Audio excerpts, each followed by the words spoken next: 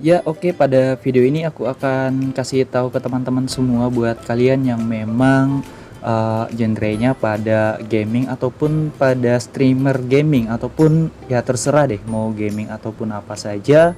Di sini multifungsi banget karena aku menemukan satu lagi ya, apa ya, ini bukan aplikasi sih namanya karena ini adalah sistem dari handphone ini sendiri gitu ya.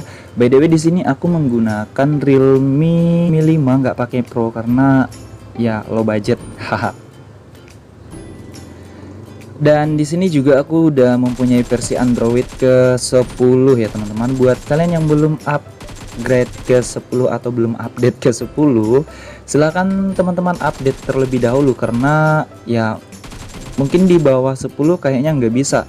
Nah, buat teman-teman yang nantinya bisa menggunakan di Android ke 9 itu ataupun di bawahnya 9, teman-teman bisa saja tulis kolom komentar di bawah untuk berbagi pengetahuan bersama. Kita langsung masuk saja pada aplikasinya and let's go. Let's intro dulu.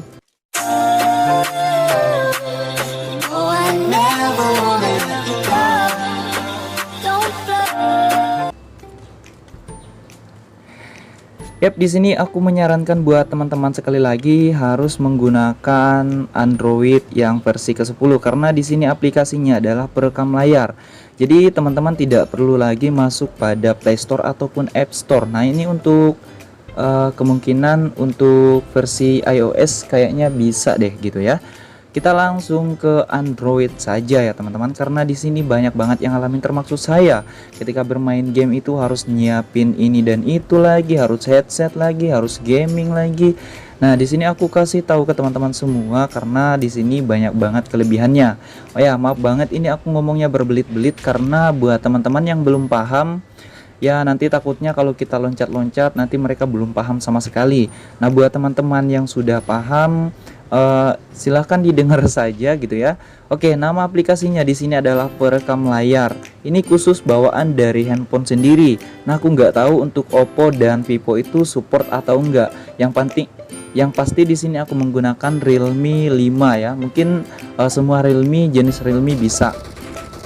Tetapi satu syaratnya harus ke Android 10.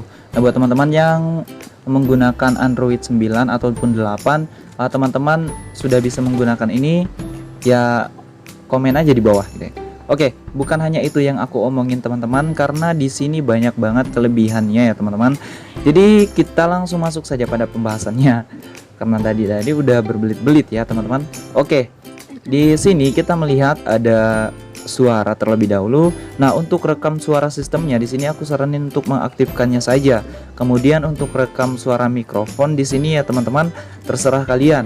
Nah, jika kalian ingin bermain game ataupun pengen open mic gitu ya, kalian bisa aktifkan suara mikrofonnya. Tetapi untuk lebih maksimal lagi, aku sarankan buat teman-teman harus menggunakan headset yang memang ada mikrofonnya ataupun headset gaming ya teman-teman. Nah, mungkin untuk pada tampilannya di sini nggak aktif ya teman-teman karena aku pakai aplikasi ini juga untuk merekam layar aku. Nah, jika teman-teman melihat di sini sebenarnya aktif ya teman-teman. Untuk resolusi videonya di sini aku mentokin saja ke 720p ya. Tetapi ada lagi di atasnya sekitar 1080p gitu ya.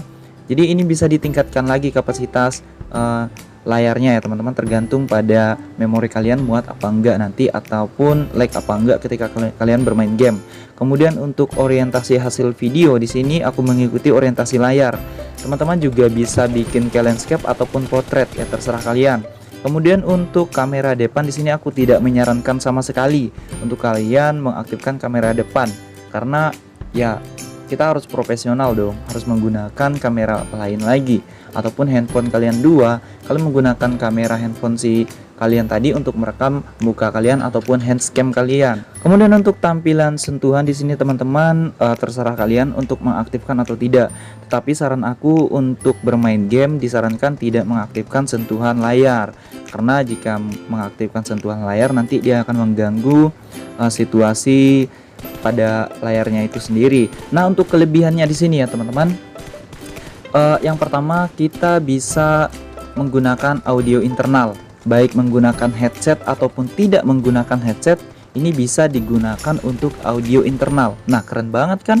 Dan satu lagi teman-teman, untuk suara mikrofonnya di sini tidak mengganggu suara sistem dari game yang akan kalian mainkan. Nah, bayangin teman-teman, jika kalian berada di luar tetapi pengen membuat sebuah konten gitu ya, dan kalian nggak punya headset sama sekali, ketinggalan ataupun di dalam tas ataupun di dalam cover yang nggak bisa kalian jangkau terlalu jauh, kalian juga bisa main ini tanpa menggunakan headset.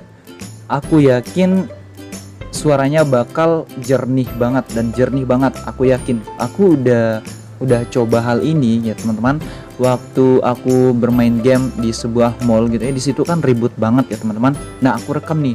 Nah, sarannya untuk tidak mengaktifkan mikrofon karena nanti suara mikrofonnya akan mengganggu karena nggak ada filterisasinya ya teman-teman. Kelebihan selanjutnya adalah untuk resolusinya, kita bisa tinggikan lagi resolusinya teman-teman, dan ini juga tidak memakan banyak kapasitas RAM ya teman-teman. Jadi ya sarannya disarankan ya untuk tidak berlebihan bermain di luar ataupun di outdoor gitu ya, karena panas banget gitu ya.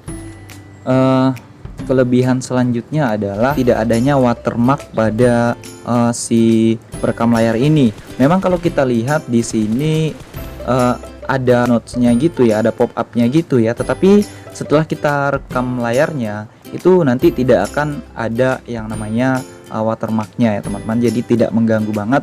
Oke, mungkin ini yang dapat aku bagikan kepada kalian semua. Thank you sudah menonton video ini. See you next time and bye.